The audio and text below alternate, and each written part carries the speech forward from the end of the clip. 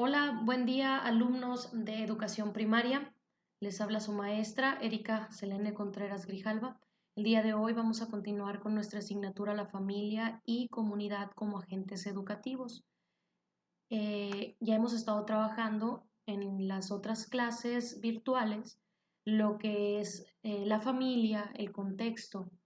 Y ahora lo vamos a analizar el contexto familiar desde una dimensión afectiva de los aprendizajes, de organización y de estabilidad. El contexto, la educación inclusiva o la educación para todos propone un modelo de escuela capaz de acoger a todos los alumnos en un mismo contexto y de darles la respuesta educativa más acorde a sus características. Corbett y Slee, 2006. La familia es el núcleo esencial del desarrollo humano. Es su primera y más básica fuente de socialización. En su seno se construye el apego, base de la autoestima y el autoconcepto para la vida adulta. Y aún más, es el escenario que nos permite aprender desde niños a afrontar retos y asumir responsabilidades. Palacios y Rodrigo en 1998. La familia se imparte un currículum para la vida, es un pozo inagotable de conocimientos imprescindibles en el reto vital. Las familias viven cada vez físicamente más alejadas, la movilidad laboral obliga a las familias a distanciarse. Las mejoras en el nivel de vida permiten vivir, sí, en residencias independientes y existe una cierta infravaloración de la sabiduría de nuestros mayores. Nos vamos alejando de la sabiduría para la vida, el pozo inagotable que nos puede dar nuestra familia. En cuanto a la Organización de las Naciones Unidas, propone que se debe implicar a las familias en la educación pacificadora, la cual requiere desarrollar formas de pensamiento crítico ante la sociedad, reflexionar, asumir valores, normas, actitudes facilitadoras de la convivencia, capaces de dar respuesta a los problemas que se le presenten diariamente, reconocer y aceptar los valores que existen en la diversidad de los individuos, los sexos, los pueblos y las culturas y desarrollar la capacidad de comunicar, compartir y cooperar con los demás. Las Naciones Unidas en 1994. En definitiva, se plantea la necesidad de una educación familiar como medio de apoyo a las familias, tanto para ayudarlas a hacer frente a sus dificultades como para simplemente contribuir a su mejora y al aumento de su satisfacción. Por ello, empieza a ser normal que las familias acudan a los servicios de orientación educativa, que funcionan como recursos externos para fortalecer a las familias y para ayudarlas a conocerse mejor a sí mismas. La familia que dispone de menos recursos o de recursos limitados tienen bajo nivel de cohesión familiar y se encuentran sometidas a un mayor nivel de estrés. Simón Correa, Rodrigo y Rodríguez en 1998. Entre otros autores tenemos a Ainscough y Booth en el 2011 consideran que hay tres ámbitos fundamentales que deben ser examinados para poder distinguir a las familias, el contexto familiar, la cultura, las políticas y las prácticas, cuyo análisis permitirá desarrollar un itinerario de mejora continua. Arnaiz y Guirao en 2005 establecen el contexto escolar, los recursos, el proceso educativo y los resultados como dimensiones de análisis para la autoevaluación de los centros. ¿Qué nos dice? Que cada vez que nosotros tenemos un análisis de nuestro contexto inmediato, vamos a poder realizar una evaluación, un diagnóstico que nos permita establecer intervenciones mucho más pertinentes para nuestros alumnos. Los contextos pedagógicos son por definición espacios de lenguaje en lo que circundan saberes específicos. De este modo, se puede justificar que el interés por el contexto lingüístico conformado por los enunciados emitidos en la situación de interacción y el que se otorga al extralingüístico. Esto es a las características físicas y sociales de la situación. No se da por las características objetivas que pueden ser captadas por un observador externo, sino por las características subjetivas plenas de sentido para los propios participantes. Es una comunicación, los espacios pedagógicos, una construcción de saberes. La emergencia de los espacios no formales de aprendizaje, esto al referirnos a espacios no formales de aprendizaje es cuando nos referimos a las alternativas de aprendizaje o en casa puede ser también, como la extensión y la alternativa a las formas tradicionales de enseñanza, ha reconfigurado de algún modo las formas de entender el aprendizaje de las personas. Aguirre y Vázquez en el 2004, en uno de sus escritos, hablan de situaciones educativas y distinguen tres tipos: la formal, la no formal e informal. Desde un criterio metodológico, la forma sería lo escolar y lo que conforma lo no formal sería lo no escolar. En este caso, ahorita hablábamos del aprendizaje que nos proporciona nuestra familia. Los contextos no formales se desarrollan mediante procedimientos o instancias que se apartan en mayor o menor medida de las formas canónicas o convencionales de la escuela. Trillas et al. 2003.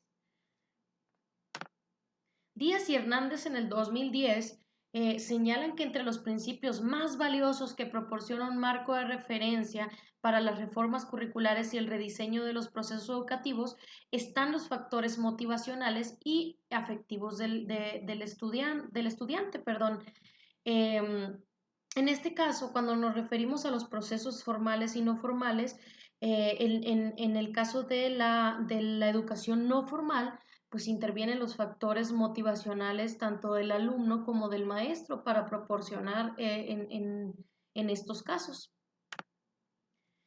Si nos vamos a la dimensión afectiva, Lázaro en el 99 habla sobre una evaluación auténtica, analiza e incluye a los sujetos, familias, tareas, docentes y ambientes.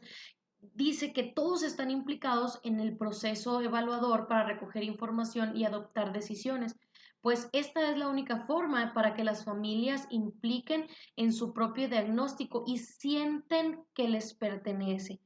Habíamos platicado en nuestras clases que era importante incluir a nuestras familias dentro de nuestro proceso educativo.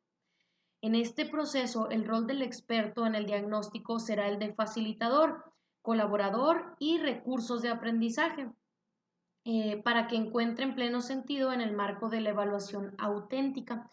Gómez en el 2000 apunta que esta incluye actitudes, creencias, apreciaciones, gustos, preferencias, emociones, sentimientos y valores.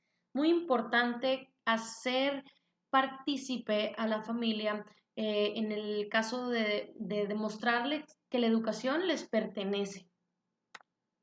Las influencias motivacionales y emocionales sobre el aprendizaje, donde la motivación del estudiante determina qué y cuánto aprende, lo que está influido por estados emocionales, que era lo que hablábamos ahorita, las creencias, los intereses, las metas y hábitos de pensamiento de las personas que aprenden.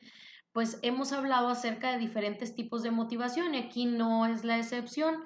Si vemos el aprendizaje desde la dimensión afectiva, volvemos a la motivación intrínseca por aprender, la cual puede estimularse con tareas con un óptimo nivel de novedad y dificultad. ¿Cómo de novedad? Pues innovando, haciendo actividades de innovación, y de dificultad, algo que represente un reto. Relevantes desde los intereses del educando. Siempre sabemos que partimos de las necesidades y los intereses de nuestros alumnos. Efectos de la motivación sobre el esfuerzo, donde la adquisición de conocimiento y habilidades requiere de un trabajo intensivo por parte del estudiante y de la práctica guiada. Si no hay motivación, el estudiante se reduce las posibilidades de que surja el deseo de realizar un esfuerzo por aprender. Eso lo hemos platicado en otras ocasiones, donde la motivación es una parte fundamental para poder lograr la adquisición de aprendizajes. En este vínculo permite desarrollar un sentimiento básico de confianza. El alumno puede sentir confianza y seguridad en su relación, tal que el niño se siente tranquilo para aventurarse a explorar en el entorno. En este caso, vamos a distinguir algunos tipos o estilos de educación. Ya estuvimos hablando acerca de varios estilos, como el autoritario, el democrático, el, el- el- bueno, estuvimos hablando o el permisivo. Ok, entonces aquí vamos a reconocerlos y vamos a entrar un poco más en cómo son los patrones que describen estos tipos de apegos infantiles, ¿verdad? O de forma de educar. Los tres diferentes tipos de apego pueden ser seguro, ansioso, ambivalente y evitativo. Más recientemente, Main y Salomón en 1990 han descrito otro patrón, el ansioso desorganizado. Para Ortiz, Fuentes y López en 1999, perdón, el principal determinante de la seguridad del vínculo afectivo es el tipo de relación que se establece madre-hijo o padre-hijo. La relación que puede ser modulada tanto por las características del cuidador como por las del bebé y las del contexto social y cultural, o sea, dando una interacción recíproca y mutuamente reforzante. Aquí nos vuelve a dar que el contexto familiar nos vuelve a dar una perspectiva donde el contexto familiar es una parte fundamental para poder desarrollarnos dentro o hacer nuestras intervenciones pertinentes.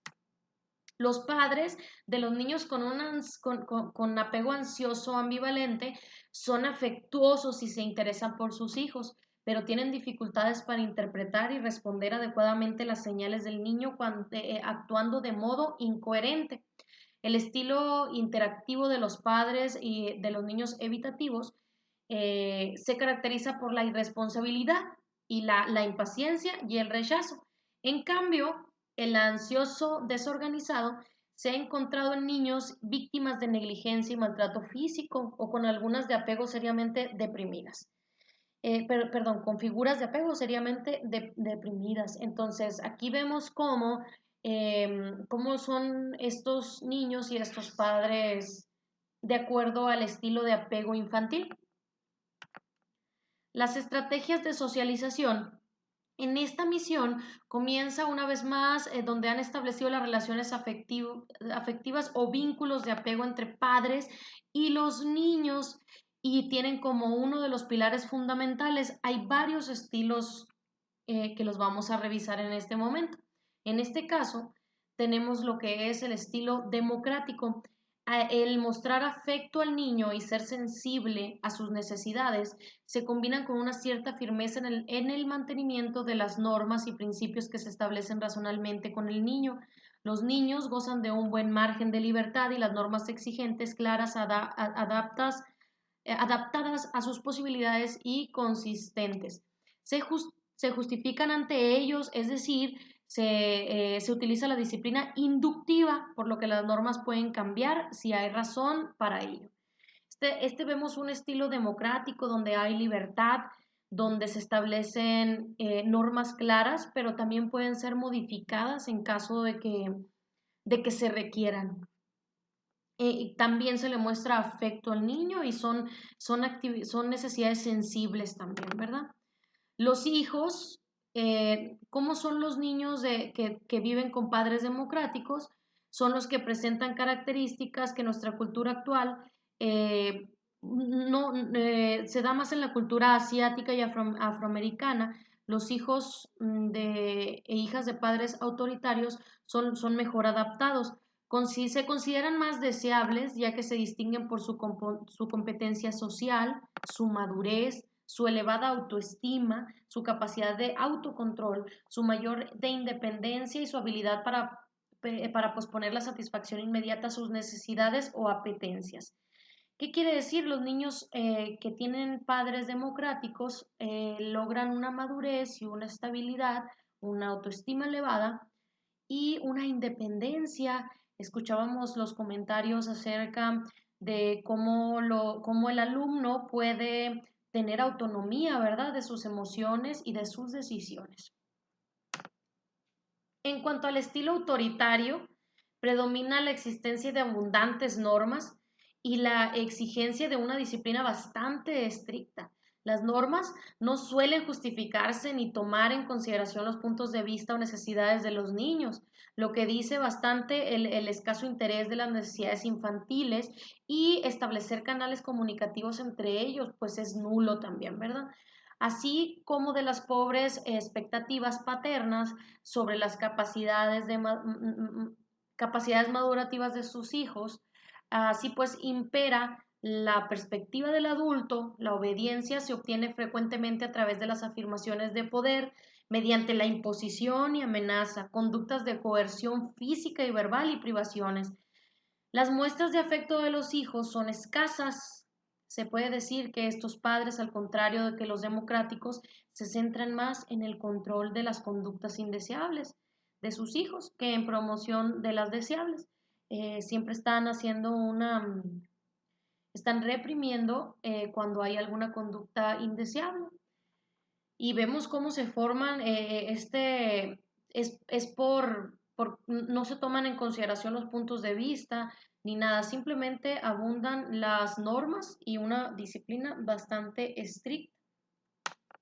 Los hijos, por su parte, pues presentan autoestima baja, eh, debido a la escasez de retroalimentación positiva de las conductas positivas. Tienden a la introversión, o sea, son niños introvertidos. Toman escasamente la iniciativa, les da un poco de temor enfrentarse a participar. Disponen de escasa autonomía personal, dependen mucho de control externo, hasta el punto de tener manifestaciones impulsivas o agresivas cuando ese control no está presente, en lo que su conducta parece más controlada desde fuera, desde los principios interiorizados.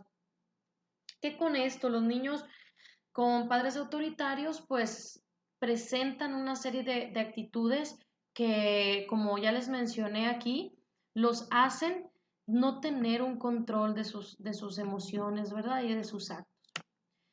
En el estilo permisivo, pues se caracteriza por el afecto y el dejar hacer todo. Existen altos niveles de comunicación y afecto, creyéndose una dinámica familiar donde el niño se siente querido y goza de muy amplias libertades de acción y expresión. Sin embargo, no dejemos que las escasas normas y demandas madurativas planteadas al niño, así como la pobre supervisión del cumplimiento de las existentes, basadas en las creencias de que el niño no debe de ser reprimido en sus impulsos, hace que los niños se encuentren muy pocas exigencias a las que hacer frente, por lo que no suelen asumir compromisos familiares, escolares ni sociales. De este modo, son los padres los que en todo momento tienden a adaptarse al niño o a la niña, centrando sus esfuerzos en identificar sus necesidades y preferencias y en ayudarles a satisfacerlas. Como vemos, aquí predomina el afecto y el niño es el que gobierna eh, el estilo y la demanda, ¿verdad? ¿Cómo es? Los niños pues son muy alegres, son espontáneos, vitales, creativos, dando muestra, sin embargo, tienen inmadurez y dependencia respecto a sus padres, pueden presentar agresividad y dificultades para el control de sus impulsos. Eh, para posponer las gratificaciones o persistir en las tareas, siempre quieren estar siendo mimados, así como la falta de competencia social, mostrándose sensibles a la presión por parte de sus compañeros. Su autoestima y autoconfianza son menores que la de los padres democráticos. Entonces, aquí definiendo el estilo, ahí vemos la imagen del niño diciéndole al papá, y el papá gobernado por el amor, ¿verdad? Vemos cómo estas diferencias del tipo de educación que recibe cada uno de los niños genera conductas en ellos, ¿verdad? En cambio, el estilo indiferente negligente, pues es donde podríamos decir que se muestra una menor implicación a sus hijos, el efecto es mínimo, así como también la sensibilidad a las necesidades e intereses del niño, incluso en aspectos básicos, por lo que esta situación puede llegar a tornarse como abandono infantil. Una de las formas de maltrato Es una dimensión de exigencia y control. Lo más frecuente es la ausencia de controles y normas, pero a veces también pueden mostrar normas o controles excesivos, no justificados e incoherentes y supervisión colérica. Aquí pues vamos al lado negligente, como dice, indiferente, negligente. El niño está totalmente en abandono o está demasiado sometido, ¿verdad?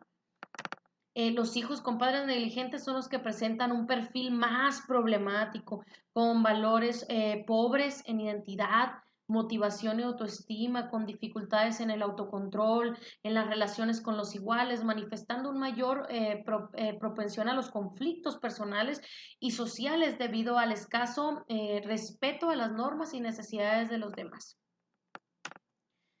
En cuanto a la dimensión de los aprendizajes, en cambio, los contextos informales prefieren el proceso educativo que acontece diferenciada y subordinadamente a otros procesos sociales, es decir, cuando está inmerso en otras realidades culturales. Pero además de seleccionar, organizar objetos, espacios y actividades, los padres se relacionan, hablan y participan con sus hijos en actividades conjuntas que tienen una finalidad educativa. Aquí es donde vamos entrando más de lleno. Ya hemos visto que podemos tener instrumentos para el contexto educativo. Ya hemos conocido también lo que es varias herramientas para gamificar las clases. En este caso podemos decir EducaPlay, Plickers, Socrative, también puede ser Kahoot. Entonces, estas actividades nos va a permitir que nosotros realicemos una inmersión de los padres también en el aprendizaje, para que ellos puedan relacionarse, participar con ellos en conjunto, ¿verdad?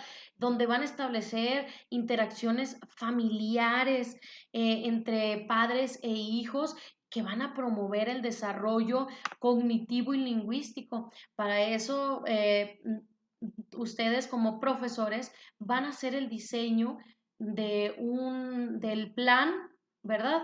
Del plan del plan emergente, donde van a incluir a los padres, que el padre se relacione con las actividades.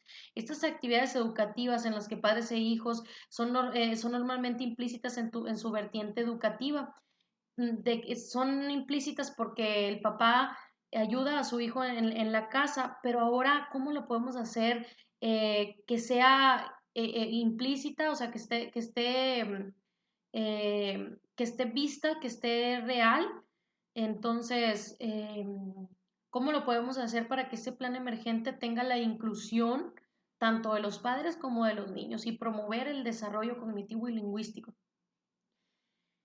Eso es lo que vamos a hacer para nuestro plan emergente, conscientes de la transmisión y la interiorización de herramientas y saberes de su cultura. Para Vygotsky, 7984, no todas las interacciones que un niño mantiene con las personas de su entorno traducen automáticamente un desarrollo. Es más, únicamente van a promover el desarrollo de aquellas interacciones que se sitúan un poco más allá del nivel real del niño, en las que él denominó la zona de desarrollo próximo, es decir, un espacio psicológico comprendido entre que el niño es capaz de hacer por sí solo, sin ayuda, y lo que sería capaz de hacer con el guía o la colaboración de un interlocutor más capaz. Era lo que estábamos comentando. Vygotsky eh, toma como su teoría la zona de desarrollo próximo, la cual nos muestra que el alumno va a aprender siempre y cuando esté familiarizado con un experto, ¿verdad?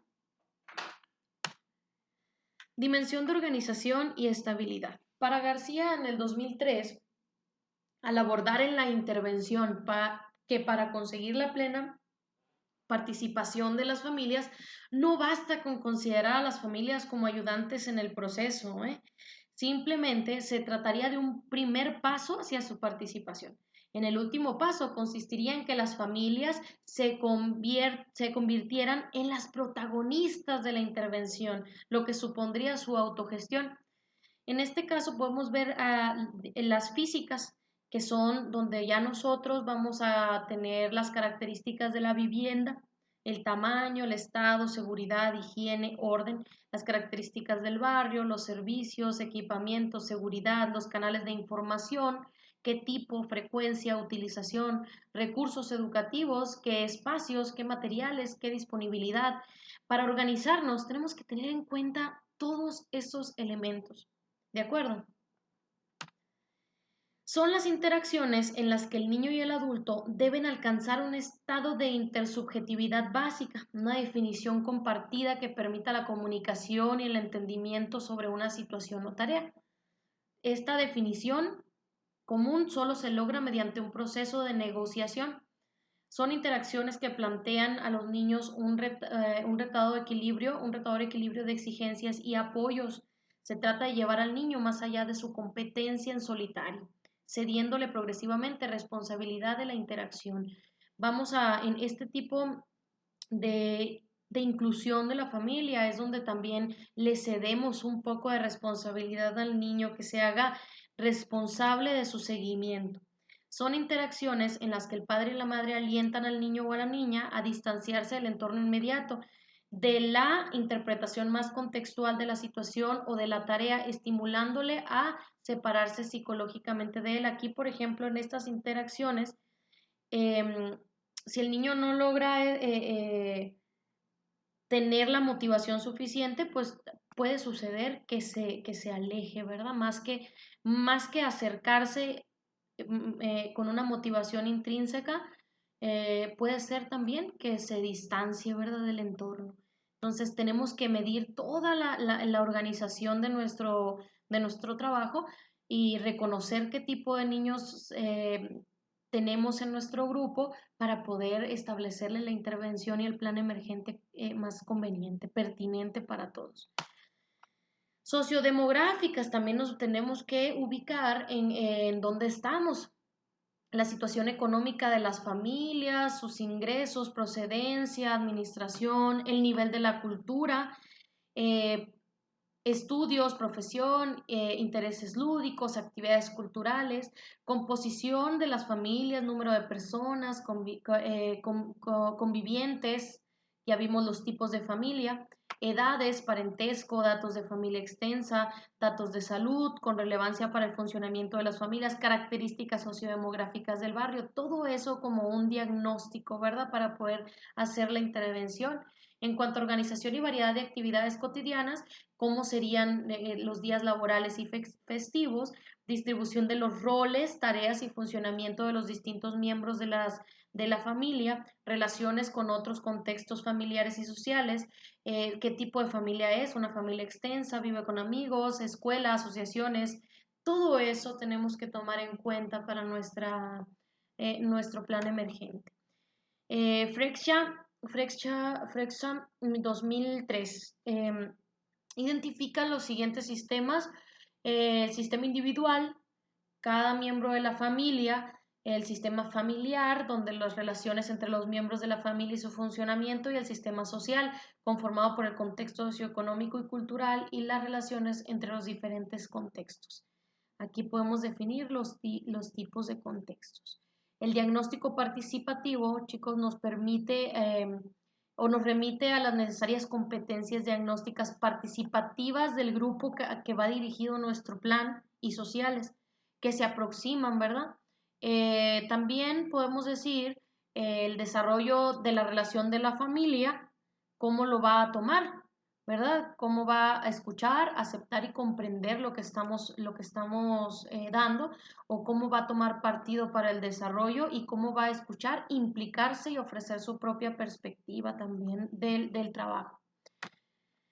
Bueno, aquí hicimos una serie de instrumentos, bueno, es una recopilación de una serie de instrumentos de evaluación psicopedagógico, diagnóstico en educación, que contemplan dimensiones referidas al contexto familiar en el ámbito de español. Aquí vemos igual, son instrumentos como el cuestionario de escala de corte psicométrico.